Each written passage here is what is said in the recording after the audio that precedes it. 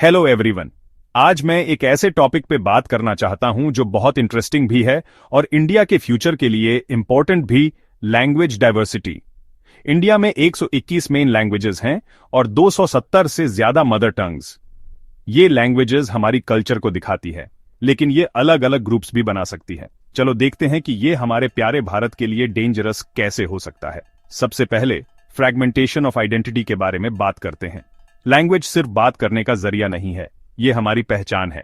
जब political parties language का use करके रीजनल प्राइड बढ़ाते हैं तो लोग कल्चर और एथनिसिटी के बेसिस पे अलग हो जाते हैं।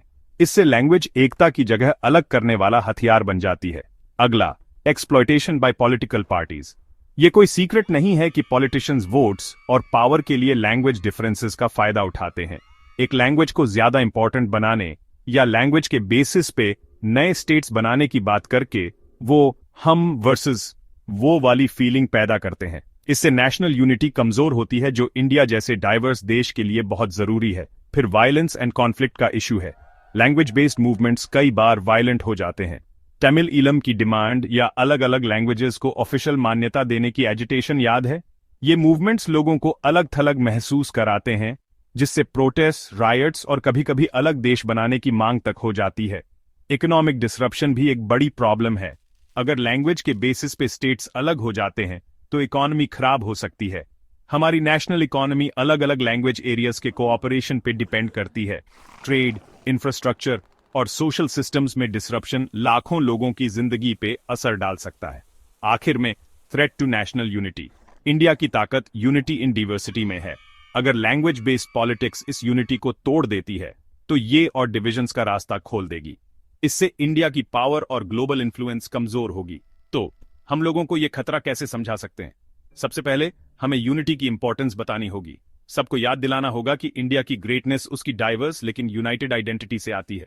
दूसरा, पॉलिटिकल मैनिपुलेशन के बारे में अवेयरनेस फैलानी होगी। लोगों को बताना होगा कि कैसे पॉलिटिशियंस अपने फायदे के लिए लैंग्वेज इश्यूज का यूज करते हैं, अक्सर नेशनल यूनिटी की कीमत पे।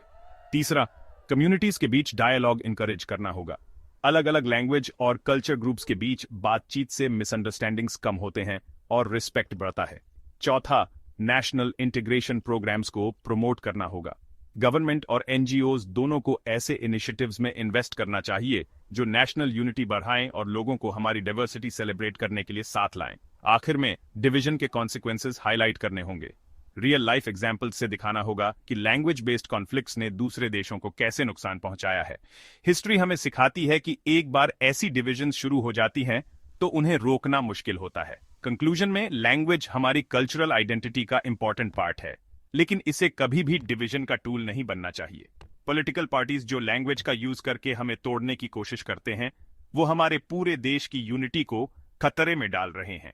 इंडिया को स्ट्रांग बनाने के लिए हमें रीजनलिज्म से ऊपर उठना होगा और अपनी डाइवर्सिटी को बनाए रखते हुए यूनिटी पे जोर देना होगा।